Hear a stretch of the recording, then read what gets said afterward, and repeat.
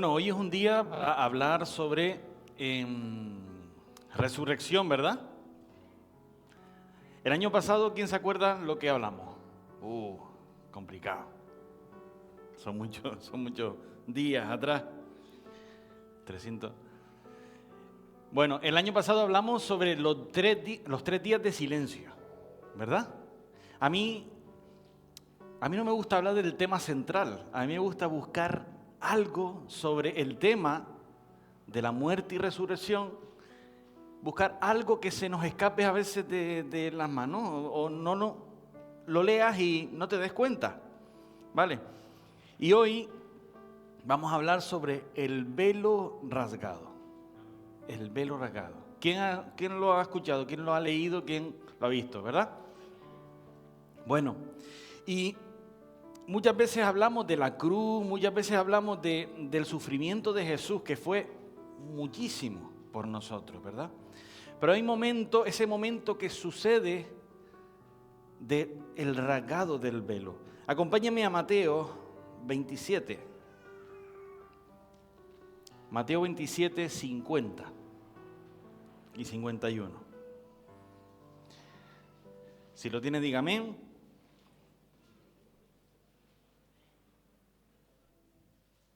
Fue algo que no todos vieron, ¿verdad? Solo vieron unos pocos, no lo vieron todos.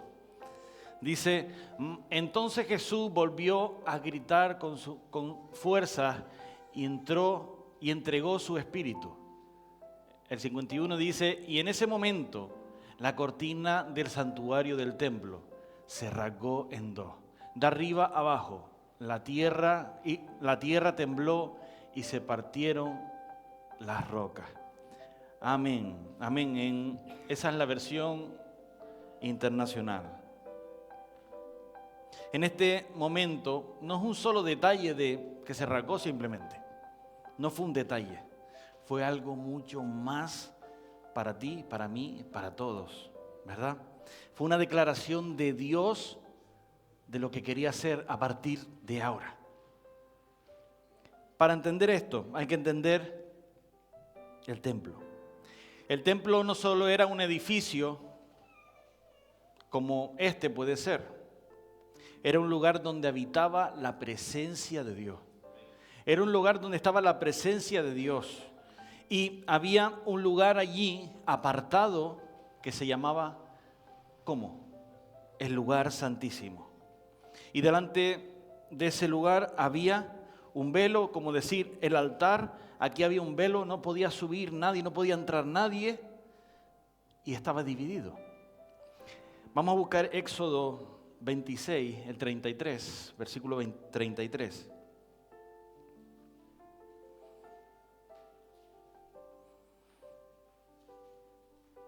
Éxodo 26, 33, dice, y aquel velo os hará separación entre el lugar santo y el santísimo. El lugar santo era la iglesia y el lugar santísimo era esa parte que Dios apartó para estar su presencia allí. No era una decoración,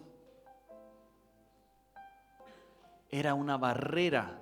No solo una barrera física de un velo, sino una barrera espiritual también. No cualquiera podría pasar. El que pasaba, caía al instante. Porque ahí estaba la presencia de Dios. Ahí estaba la presencia de Dios. Y si entrabas con manchas, entrabas con mil cosas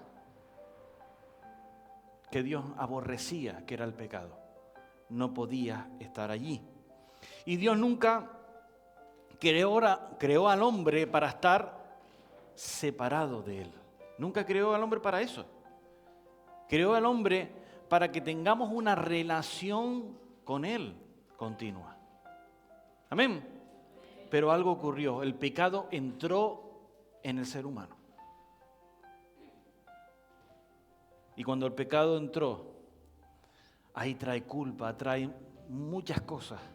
Y el pecado lo más que trae, principalmente, es la separación entre tú y Dios. El pecado es lo que nos separa de Dios. Acompáñeme a Isaías 59:2.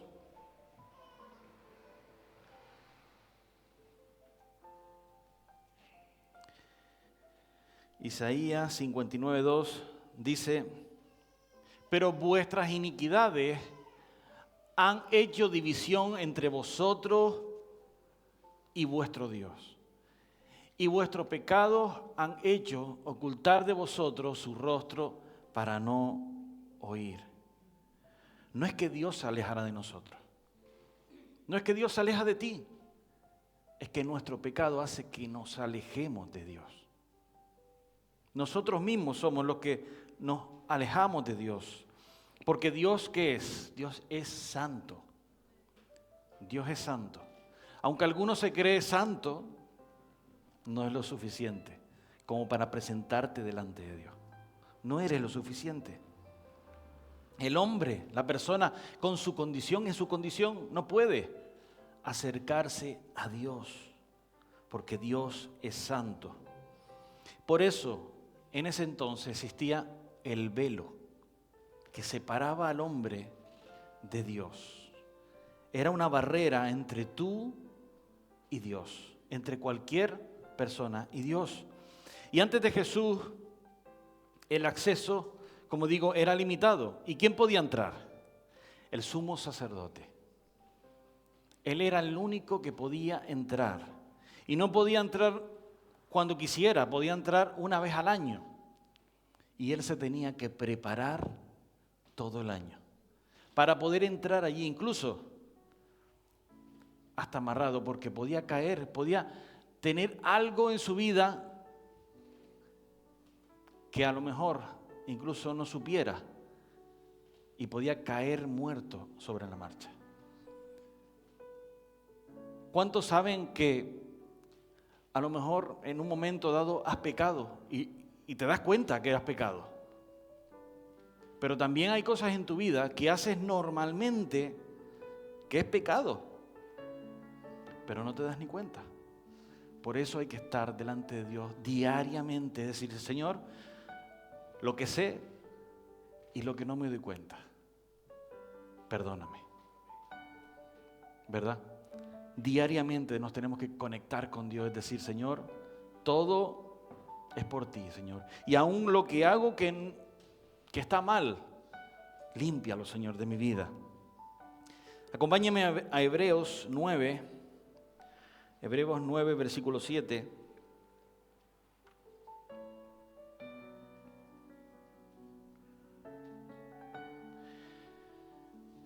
Dice: pero en la segunda parte, solo el sumo sacerdote, una vez al año, no sin sangre, la cual ofrece por sí mismo y por los pecados de ignorancia del pueblo. Amén. Él tenía que llevar sangre para ofrecerlo, ¿verdad? Como expiación de nuestros pecados, porque el pecado que conlleva un pago. Señor, yo peco, y antiguamente se ofrecía un pago, se ofrecía un cordero, se ofrecía al Señor algo que es puro, que es limpio delante de nosotros. Nos quitábamos nosotros a un lado y ofrecíamos lo que nos dolía, porque en aquel entonces seguramente que les costaba atender a ese cordero, les costaba mantenerlo, les costaba incluso muchos que los compraban, ¿verdad? Les costaba. ¿Cuánto te cuesta a ti hoy mantenerte en santidad? Poco. Antiguamente les costaba muchísimo mantenerse santos y no estaban cerca del Señor. Estaban lejos, estaban detrás de ese velo. Pero era algo simbólico, ¿verdad? No era algo simbólico, era algo que nosotros entregamos al 100%. Hoy es algo simbólico. Y el pecado siempre tiene un coste. El pecado siempre tiene algo que debemos de entregar. Pero en aquel entonces, aún así, no era suficiente. Entregaban la sangre, hacían 1000 cosas, pero no era suficiente. Porque este sistema no quitaba el pecado de tu vida. ¿Qué hacía? ¿Qué hacía? Cubrirlo temporalmente. Lo cubría, no te lo quitaba. Delante del Señor, bueno, el Señor decía, vale, está bien. Pero volvías a pecar, volvías a ser el mismo. Y ahí el sacerdote entraba, ofrecía ese sacrificio y el pueblo quedaba cubierto. Amén. Entonces aquí aparece ¿quién? Aparece Jesús. No como un maestro más, no como un profeta más, no como cualquier pastor o cualquiera más, sino como el Cordero definitivo. Acompáñeme a Juan 19:30.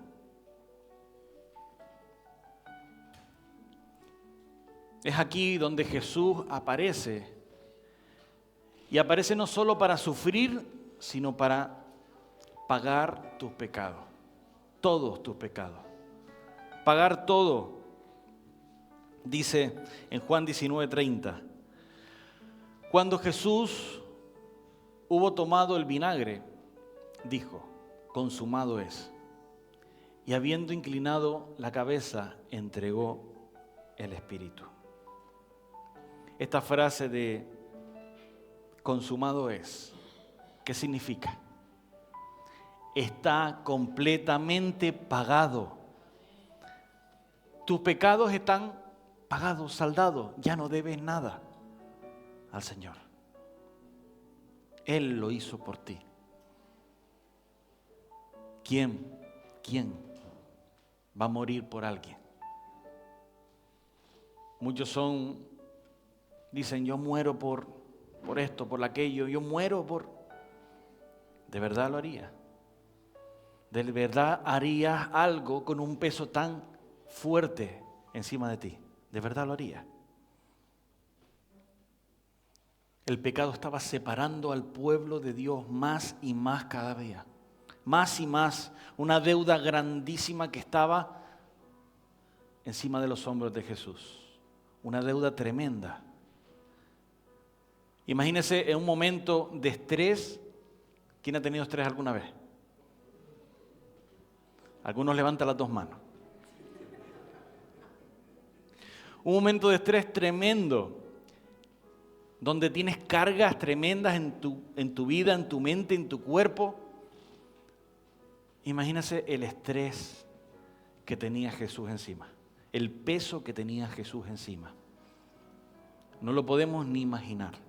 Es el peso no del mundo aquel que vivía, sino de toda la humanidad, de ti hoy. Jesús llevaba el peso en ese momento. Y Jesús no vino a añadir algo, añadir un sistema nuevo, añadir algo nuevo, sino vino a terminar lo que el sistema antiguo no podía hacer. Él vino a hacerlo. Él vino a decir, termino con todo esto y empiezo algo nuevo. Y gracias al Señor por ese sacrificio tremendo en la cruz. Gracias a Él. Acompáñeme a Colosenses 2:14.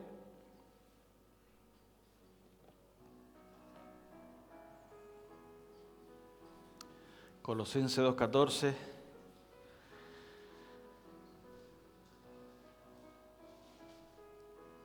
¿Lo encontró? Dice, anulado el acta de los decretos que había contra nosotros, que nos era contraria, quitándola de en medio y clavándola en la cruz. Amén. Lo que te acusaba, lo que te tenía alejado de Dios, se quedó clavado en la cruz. ¿Usted no ha puesto alguna vez en su casa, no sé, en su habitación, un posit, un cacho de algo, ha puesto algo que orar, algo, ¿verdad? Pues todos tus pecados, todo lo que a Dios no le agrada de ti, estaba clavado en esa cruz. Imagínese. Yo creo que no, si lo pone en hoja no cabría. Solo lo mío, lo que el Señor cargó por mí. Jesús no solo murió por ti, Jesús pagó lo que te separaba de Dios. Él lo pagó enteramente, enteramente lo pagó. Y justo en ese instante, en Mateo 27, 51,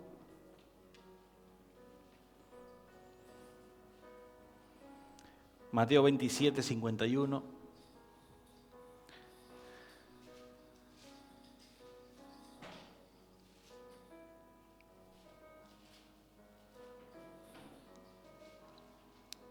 ¿lo encontró? Dice, y he aquí, el velo del templo se rasgó en dos, de arriba a abajo. Y la tierra tembló y las rocas se partieron. No fue un accidente, hermano. No fue un desgaste del tiempo, de que el velo era muy viejo, no. No fue algo natural tampoco. Fue Dios mismo rasgando el velo. En el mismo momento que Jesús entrega su vida, el Señor rasga el velo y abre la posibilidad de que tú y yo podamos entrar en el lugar santísimo. Es en ese momento.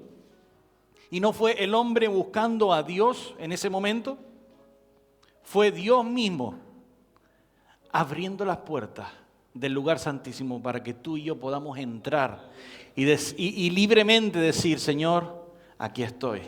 Me ofrezco aún como soy, porque Jesús limpió mis pecados. Porque Jesús hizo algo tremendo en la cruz de Calvario. Me entrego al 100%, Señor. Y ya no hay barrera. Pero hay algunas personas que están todavía con esas barreras. Barreras en su mente de, el Señor no me escucha. El Señor parece que no está conmigo. Parece que hablo y solo es silencio. El Señor ya quitó las barreras. El Señor sí te escucha. Pero a veces hay momentos en nuestra vida que nosotros mismos estamos poniendo ese velo en nuestros ojos, ese velo en nuestra vida, que no vemos más allá de nuestro propio conocimiento, de nuestro propio pensamiento, no vemos más allá. El Señor está abierto a que tú le hables, a que tú le digas, a que tú te expreses como eres tú. No hace falta que te expreses como, no sé, como el hermano, como los fariseos en aquel entonces. Exprésate como tú eres en tu intimidad. Y dile, Señor, aquí estoy. Aún con todo, aún, Señor, que no te escucho, que no sé. Ahí es cuando el Señor llega y te dice, ahora sí eres tú. El Señor abre completamente ese velo de arriba abajo. De arriba abajo por completo. Lo que separaba al hombre durante tantos años, tanto tiempo, el Señor está abriéndolo en ese momento. Y fue en ese justo momento, ¿verdad? Entonces, si ahora mismo tú tienes esa puerta abierta, tú puedes entrar en el lugar santísimo, da igual donde sea, da igual que sea en el templo, que sea en tu casa. Qué bueno, ¿verdad? Qué fácil. Lo que todos esperaban, lo que todos anhelaban, ya puedes entrar. Esa puerta que a lo mejor dices, Señor, esa puerta que estoy esperando, que quiero entrar, que necesito. A lo mejor el Señor te está diciendo, pero primero tienes que entrar en el lugar santísimo. Primero que tienes que entrar en mi presencia para poder llegar a donde yo te voy a mandar. Aquello que yo te dije en su día. Tienes primero que entrar en el lugar santísimo. Ya no te separa nada. Ya no te impide nada entrar. Y porque a veces somos tan difíciles que queremos hacer las cosas de Dios como nosotros queremos hacerlas, no como el Dios quiere que tú las hagas, ¿verdad? Dice en Hebreos 10, 19 y 20, dice, teniendo libertad para entrar en el lugar santísimo por la sangre de Jesucristo. Ya no es una sola vez al año. Y añado yo, como algunos tienen por costumbre, puedes entrar cuando quieras en la presencia del Señor. Cuando quieras. Ya no necesitas intermediarios para poder entrar en ese lugar santísimo. Antes necesitabas al sumo sacerdote que le dijera al Señor, limpia los pecados momentáneamente. Ahora es tú mismo. Puedes acercarte al Señor y decirle, Señor, limpia mis pecados hoy, Señor. Me arrepiento de mis pecados hoy, Señor. Amén. Y antes había un sistema, el sistema de tenemos que hacerlo así, de esta forma, para que el Señor perdonara todo. Antes había un sistema y ahora no hay sistema. Ahora solamente hay una invitación